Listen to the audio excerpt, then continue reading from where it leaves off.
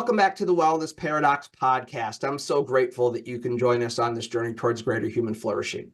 As always, I'm your host, Michael Stack, an exercise physiologist by training and a health educator and health entrepreneur by trade.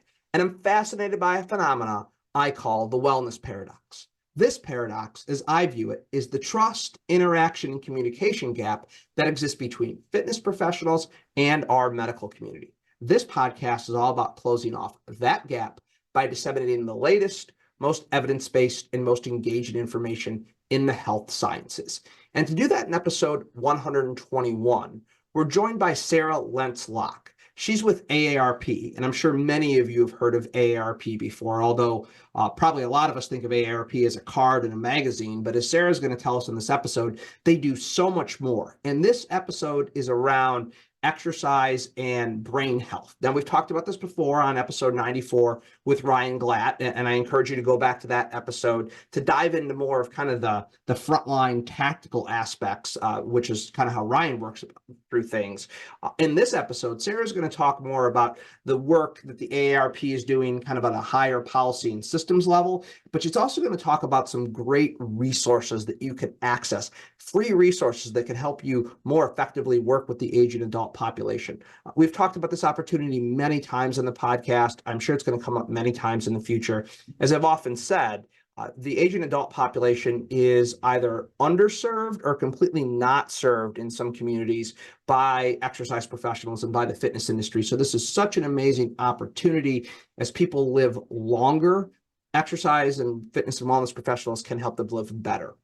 Any information we'd like to share with you from today's episode, such as those resources Sarah's going to mention, can be found on the show notes page. That's by going to wellnessparadoxpod.com/episode 121.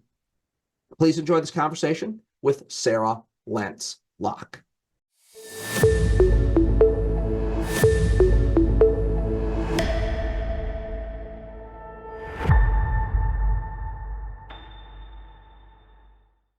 Today, we're delighted to be joined by Sarah Lenz Lock. Sarah, thank you so much for joining us on the Wellness Paradox.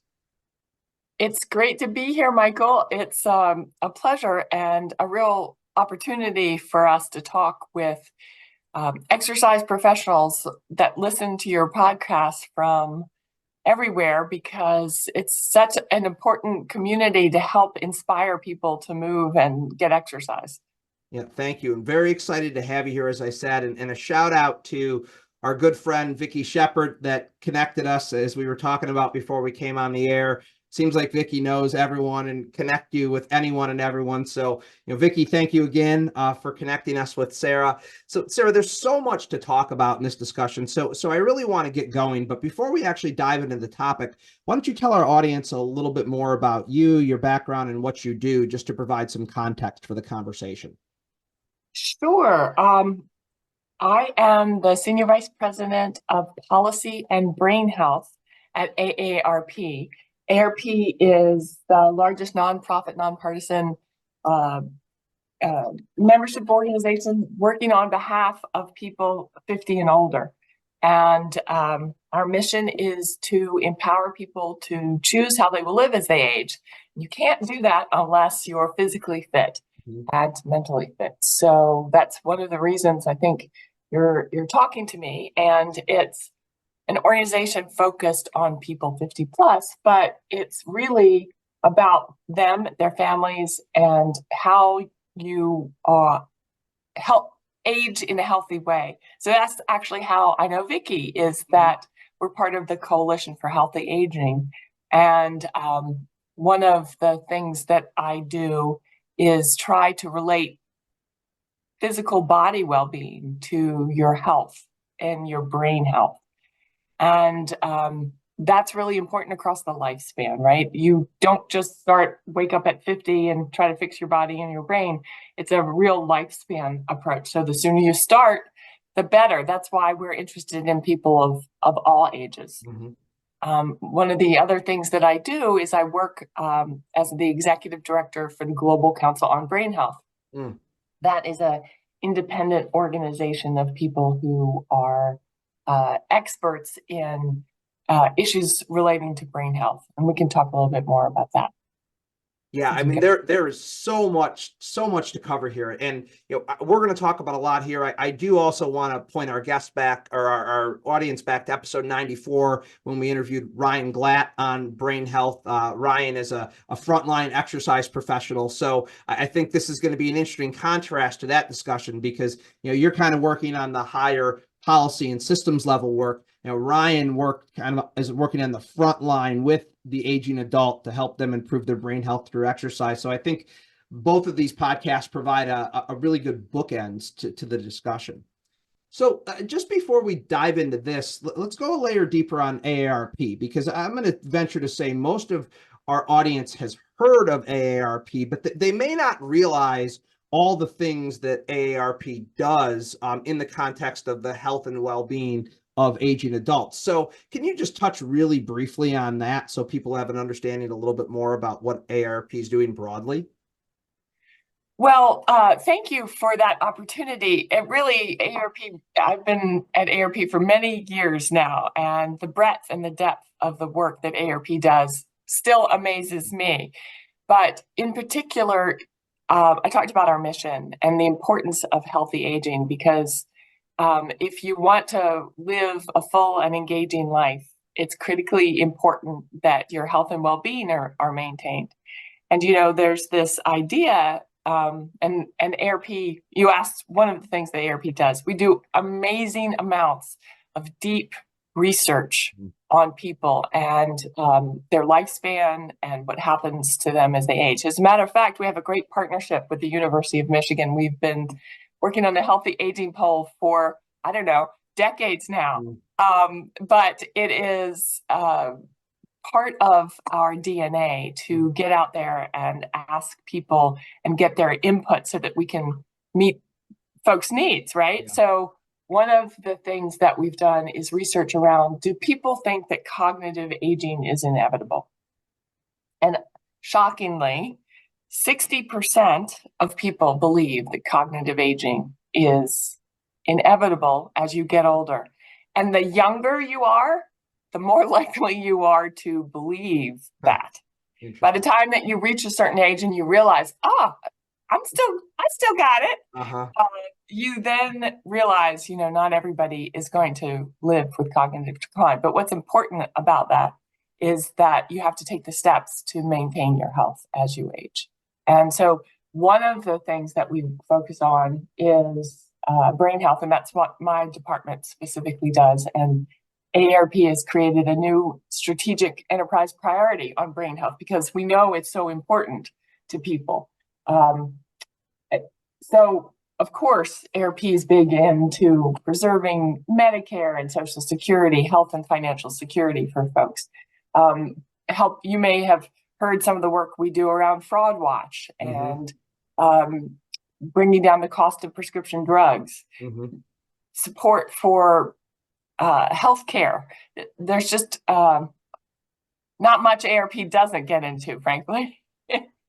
Yeah, as well, and that's why I kind of wanted you to talk about it a little bit, because I feel like the average person out there views it as a card and a magazine, and that's about the extent of it. But the policy and the research work that AARP does and all those things are so important to the holistic aging as we age as a population. I mean, I say this quite a bit. Modern medicine is phenomenal in that it gives us the opportunity to live longer, but it doesn't necessarily give us the opportunity to live better for longer if we don't take the right steps to preserve our physical and our mental and our cognitive health. And that's really where this conversation is centered around. So I find your position at AARP and the specificity of it, very, very interesting and exciting. So how are you in your position and AARP broadly thinking about brain health,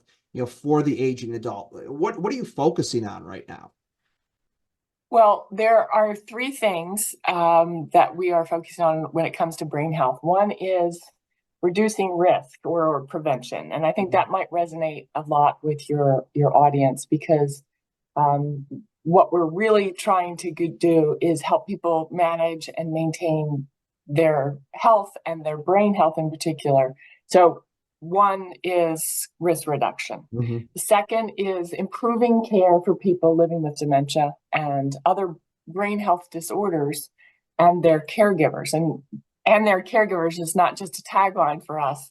It's a really important element. It's Mhm. something that AARP focuses on because so many people are caring for people that they love, spouses, parents, Mhm. aunts and uncles, friends and neighbors. So caregiving is a big part of that. But the reducing risk and care are very much aligned. And that's Mhm. because the exact same things you do to reduce your risk for cognitive decline are the same things that you do to maintain quality of life for Mhm. people when they should have some kind of disorder. And really teasing apart the difference between what's normal aging and what Mhm. is disease causing, right? So prevention is one, care is another. And then the final and third area is improving innovation towards a cure. Mhm. At AARP, we are not medical scientists. We are not coming up with the cure or doing the research around that. But what we're doing is trying to seed the field to help inspire a cure. So, or to speed a cure. So, for Mhm. example, one of the things we're doing is working in data sharing so that we can take researchers' data, create a platform, work with partners, make it more easily available so that people can continue to exploit that research and that data so that we can get to a cure faster. That's great, and that ultimately, that is the goal. That's the moonshot as far as aging goes.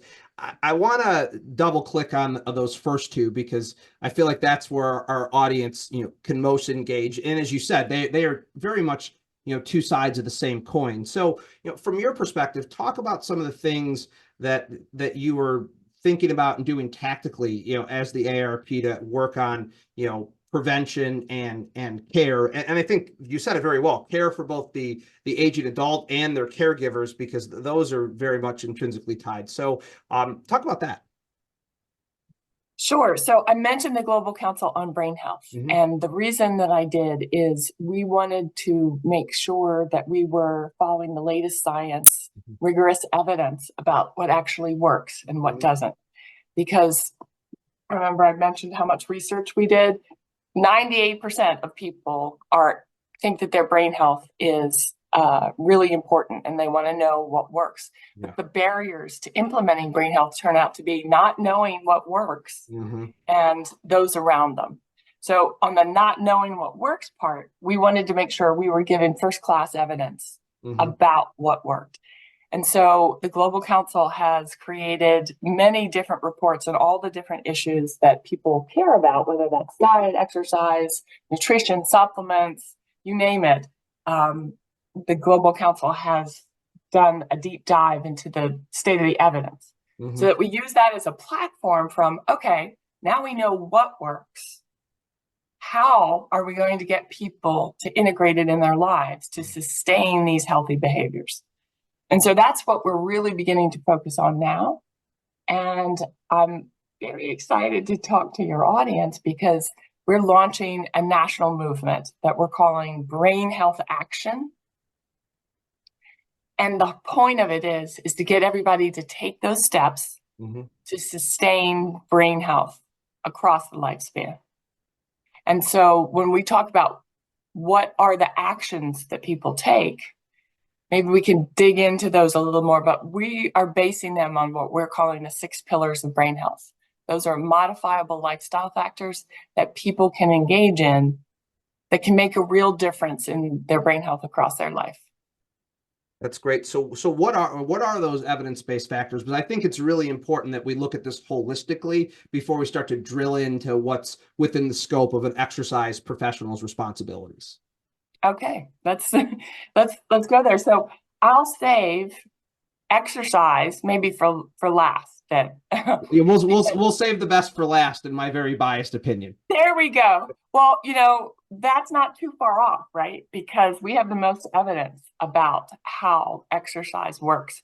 And it really does improve the brain. And if there's only going to be one recommendation, you and I would agree that it should be exercise.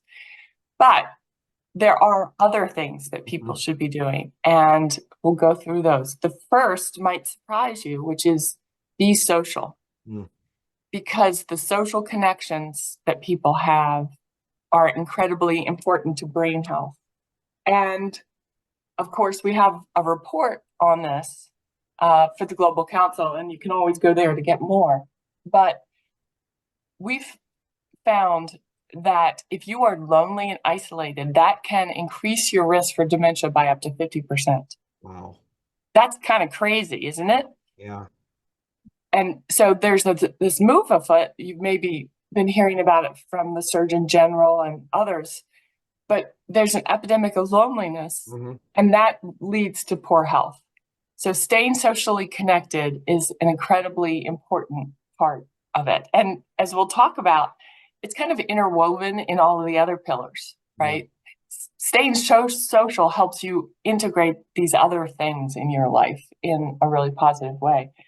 You know, I mentioned that the two barriers to brain health being not knowing what works and what others around you are doing. If your neighbors, your friends, your family members are going out for walks, or they're eating well, or they're staying cognitively engaged, your social interaction inspires you to do that too, and makes it easier to sustain it. So being social is what is one of the 6 pillars of brain health.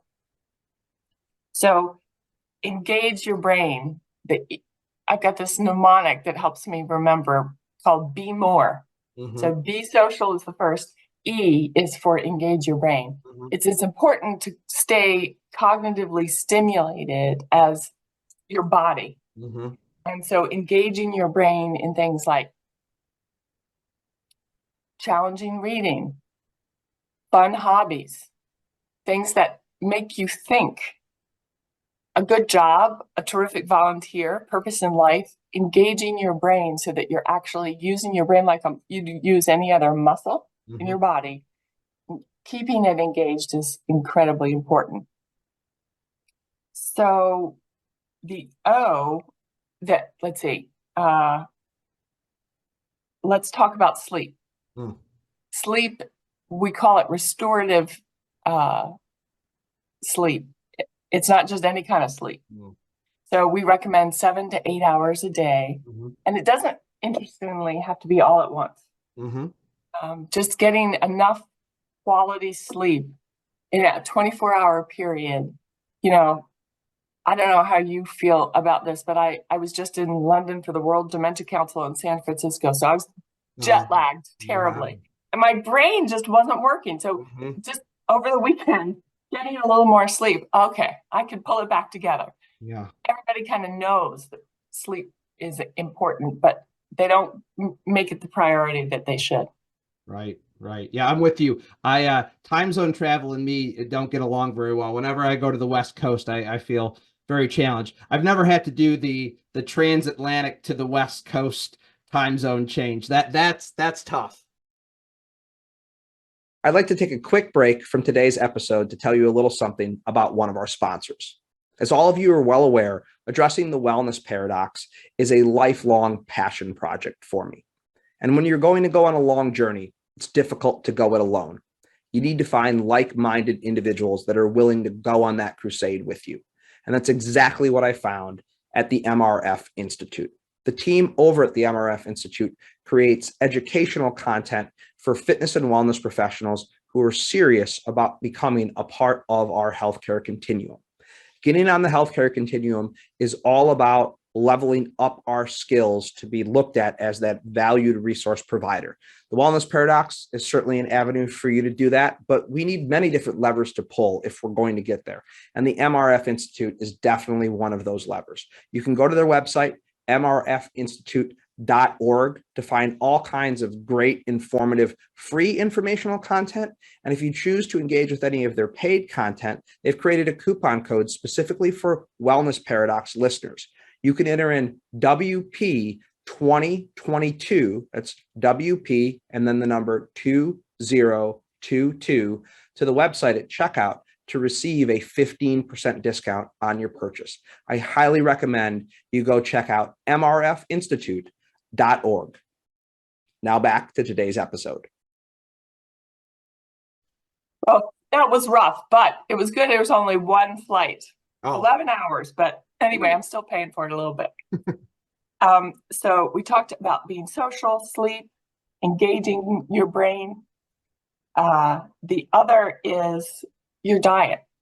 And I don't know, but maybe some of your professionals also, besides physical exercise, think about the calories in as well as the calories out. Yes. And a healthy diet with leafy green vegetables, emphasizing a heart healthy diet is that we can talk a little bit more about the details. That's frankly everybody's favorite. It's the most popular report of the Global Council is what should we be eating? And the big buckets are foods to encourage, foods to eat in moderation, and then foods to discourage. Not any one food, but rather your overall dietary pattern is what we're talking about there. So we've talked about diet, sleep, cognitively stimulating activities, and being social. 1, 2, 3, 4. And exercise we're saving for last. Indeed. So the last one before exercise is managing stress. And that's an interesting one. That's really about not eliminating stress from your life, because frankly, it's impossible, but really about how do you manage stress? Having a little bit of stress is actually good for you, and it can be motivating in a variety of ways. But too much anxiety or depression, of course, is not good for you. And figuring out how to create a stable schedule, not globetrotting all over the place, but regular hours, tends to help people manage their stress better. And many of the other pillars relate to managing stress in that exercise, diet, sleep, all these other things help you effectively manage your stress. So then let's talk about the last one, which I'm guessing is your favorite. Yes, we've already established that. We've been waiting. Okay. So exercise. Why is exercise one of the 6 pillars of brain health? It's because fundamentally your body supports your brain. It's kind of put there to get the oxygen in your brain, get the nutrients in your brain. And if your body isn't working appropriately, your brain's not going to work. Yeah. And so exercise and the 3 different areas, one of the most interesting elements of the exercise report to me with the Global Council was not just the recommendations around aerobic exercises. It has been very interesting to me that the basis of the recommendations for physical activity really center around the heart health and the heart science. And so it won't come as any surprise to your listeners that 150 minutes a week, 20 minutes a day, however you break it up, is one of the key recommendations for not only your heart health, but brain health. The 2 other areas that I thought were particularly interesting that is not just getting your heart pumping, but strength training and moving throughout the day. That those other 2 factors, I think, are the sleeper cells when it comes to brain health, and that a lot of people may not be as aware that it is important to have those 2 factors in your brain or in your routine so that you're optimizing chances for better brain health. And so strength training twice a day or twice a week is important, and your exercise physiologists are going to know this, because you have to keep your strength. And as you age, it is very normal for you to lose muscle mass or strength, or make it a little bit more challenging to rebuild muscle. So if you're not working on your strength training, you're not setting yourself up for success. Mhm. To keep your bones and your muscles strong, it's really important to keep a little strength training in your exercise. And I know I struggle to do that. It's easier for me to hop on the bike or go for a walk or do those things. And I really have to be very conscious about the strength training element of it so that I'm able to carry around my body and Mhm. carry around my brain as I age. And then sitting. Have you been talking about sitting and non-activity as sort of a silent enemy, or have Yes, you as they addressed that? say, sitting is the new smoking. That non-exercise activity time is a very, very interesting and I think high mileage area for people to consider when we're talking about improving not just their brain health but their cardiometabolic health and just their overall well-being. Mm. And I think that we're figuring out little tricks to Mhm. keep moving throughout the day is important. Setting little alarms or creating patterns in your day so that you're remembering, oh, if you got a dog, it's a little easier. You're up because you got to take care of the dog. But if you don't, you can start to sit and let your blood pool in your ankles, and creakiness starts to set in. Mhm. Um, what are some of the tricks that you have for moving throughout the day? You did mention one of them, which is the setting the alarm. I think a lot of us that have the wearables, I often laugh when my watch tells me in the middle of a meeting that I need to get up and move. But those are very, very, powerful tools that we can use. I often also remind people that it doesn't mean you got to get up and walk around the building. That it could literally just be getting up and, stretching in your office space, doing some chores, spacing them out throughout the course of the day. I think you kind of hit the nail on the head when you said, hey, everything kind of counts with this when you're trying to accumulate movement during the course of the week. So any way that you can incorporate movement into your day, no matter if it's, doing the laundry or if it is walking around the block, all of that adds up to getting us to that all important 150 minutes. Well, Michael, one of the things that I have started to do is I give a lot of talks to people in various places. I start to build in stretch breaks in the middle of the talk. Right. It's good for me Yeah. because I get to move, but it's also good for the audience, and they start to pay more attention. Mhm. So it's interesting that these little tricks of getting your body, and you notice, oh, you're going to sleep here after a little bit and you've been listening to me drone on. Stand up, everybody. If you're listening to this, stand up and move around so that you can take advantage of it. Yeah. So the principles are very interesting, and those are things we'll link up to in the show notes page, so our audience has a chance to actually dive into some of the research. I guess where I want to take this before we bring this to a close is how would you recommend that the exercise professionals that are listening work to engage the aging adult population? I feel like this is AARP does a tremendous job of engaging aging adults through all their various media and channels. The exercise profession we tend to skew younger in terms of who we employ. We tend to skew younger in terms of who we serve. I would say that the aging adult is underserved in many cases, in some cases not served well at all in certain communities.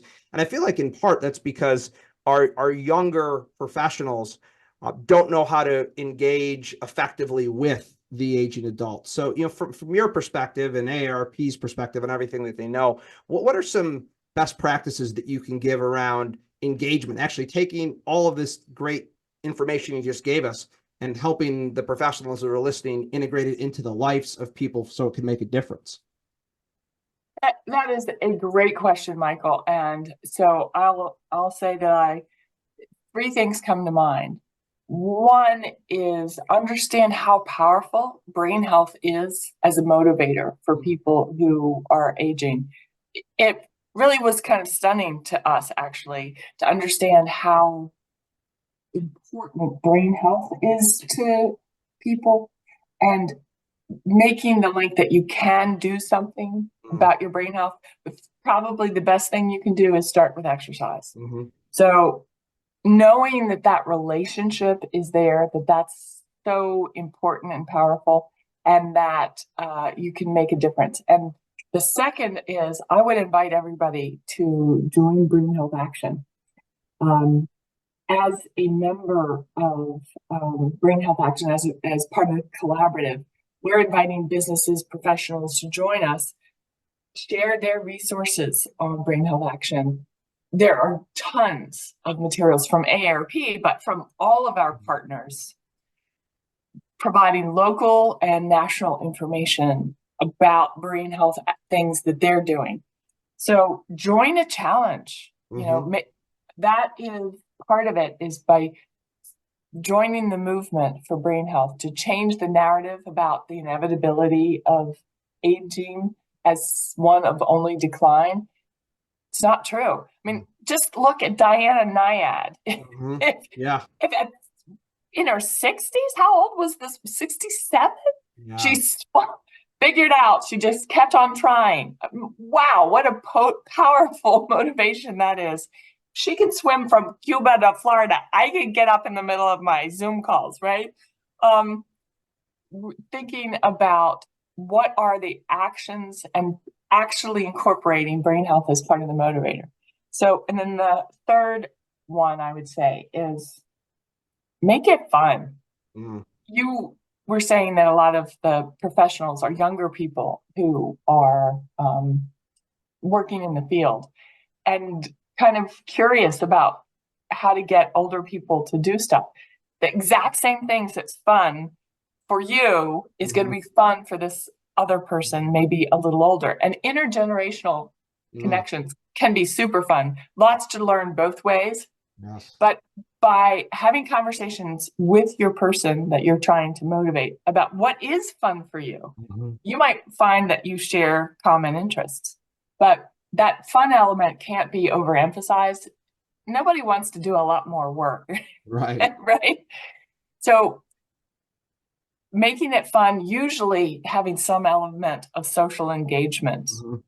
And then finally having accountability. You know, recommend that they exercise with someone, that they make a date so that they're going to let somebody down if they don't show up at a certain point in a certain time. Scheduling it like they would a doctor's appointment, but schedule the exercise with friends and encourage their clients to put play dates, if you will, on their calendars so that it's a regular part of their routine and their schedule.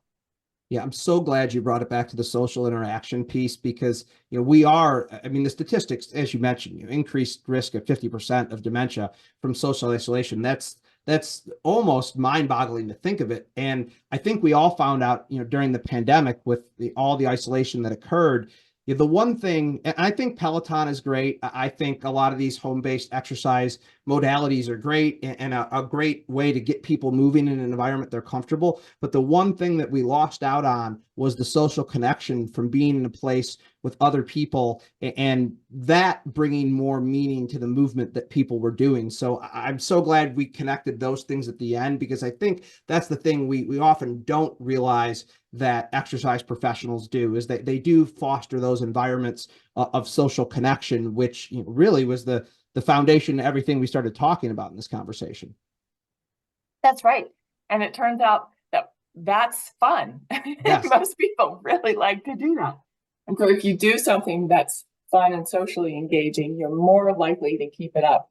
And, you know, you don't have to jump from 0 to 60 immediately. Simply talking to your neighbor and going for a walk with your neighbor if you don't have lots of connections already or exercise people.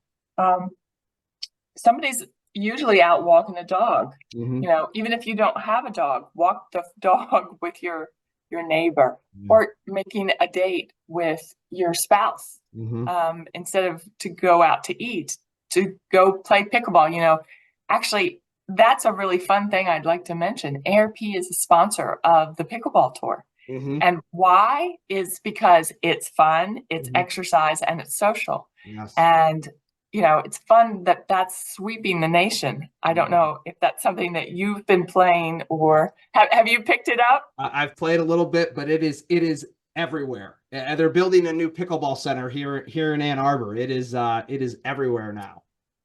That is super cool. The next time I come to Ann Arbor, I'm going to want to ask you to play pickleball. Perfect. Perfect. Sarah, so as we're bringing this to a close, we talked about a lot of great resources, and just to direct our audience there again, if there's a couple of great places to go to find out about the work AARP is doing and some of the organizations you're associated with, can you again kind of point us in that direction, and we'll link up to all those on the show notes page. Thank you for doing that and asking. To make it very simple, AARP has collected all our brain health resources in one spot. Perfect. So you can go to aarp.org/brain health, and you can find anything that we've got that's related to brain health, whether it's Staying Sharp, which is our digital platform that helps people implement the 6 pillars of brain health. Mm-hmm. I love that. And now, Mm-hmm. actually, this year's the first time it's absolutely free. All you have to do is sign up on aarp.org, and then you can get access to the digital platform that helps people with behavior change and sustaining the 6 pillars of brain health. That's one thing. So aarp.org/brain health, you can get to Staying Sharp that way. Mm-hmm. You can get to our music. I didn't get to really talk too much about music and brain health, but that's a motivator for movement. Yeah. And so it's an important element. And so I encourage people to check out our music and brain health resources. They can get that at aarp.org/brain health. And then I mentioned this building of movement that's specifically targeted at healthcare professionals, people who are working in the field who have the ability to help others move and maintain their brain health. And that's brainhealthaction.org. Right. And you can find all the resources designed for professionals and built for other people who can help others to maintain their brain health. Great resources. And what an amazing, both of those amazing resources, but it sounds like the AARP platform is pretty robust. And the fact that that's now essentially a free resource, I'm sure our audience will want to take advantage of that. We've been having a lot of conversations in the past year about how to effectively work with the aging adult. And I think our role as a podcast is to just make sure professionals get connected with the resources. So I'm very excited that we'll be able to share those with our audience. So Sarah, before I let you go, I'm going to end the podcast on the question I always end the podcast on, which is relating to the wellness paradox.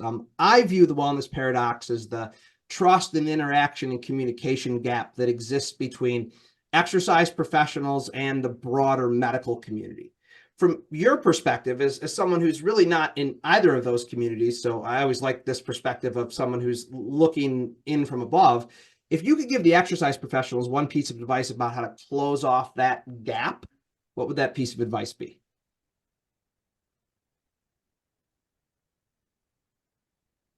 I think that that's a really great question, because that's sort of the heart of our challenge, right? To help people understand that maintaining their health is the most important thing that they can do in order to reduce their risk for all of these kinds of things that can really hamper a person as they age.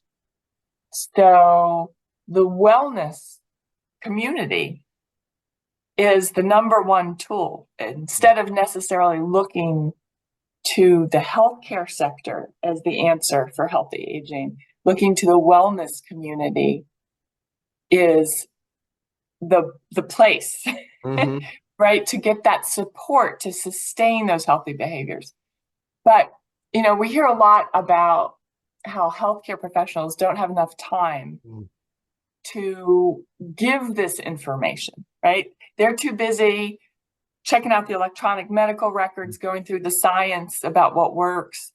And their go-to answer oftentimes is, what will these people do that's really simple and easy? I'll write a prescription. Yeah. But if instead they did social prescription to the wellness folks, Mm-hmm. so that the wellness community can work with the people. That's most effective, least side effects, Mm-hmm. most fun, Yep. and guaranteed to work across all of your healthcare systems. So that healthcare paradox is pointing people both ways. Sometimes you need the healthcare sector to say, hey, validate what the wellness folks are telling you and create a framework to put it in. But I guess from the advice point of view for the wellness professional, telling them that what they're doing is sustaining health and sustaining society, frankly, because as with an aging demographic, making sure that folks as they age are given the tools to sustain healthy behaviors is key. Yeah, indeed. That's what they're doing. Yeah, it is the tools. Sarah Lenz Lock, thank you so much for joining us on the Wellness Paradox. Thank you, Michael. It's been a great honor. Well, I hope you enjoyed that conversation with Sarah as much as I did. If you found it insightful and informative, please share with your friends and colleagues. Those shares make a big difference for us. Any information we'd like to share with you from today's episode can be found in the show notes page. That's by going to wellnessparadoxpod.com/episode 121. Please be on the lookout for our next episode when it drops in 2 weeks. And don't forget to subscribe through your favorite podcast platform. Until we chat again next, please be well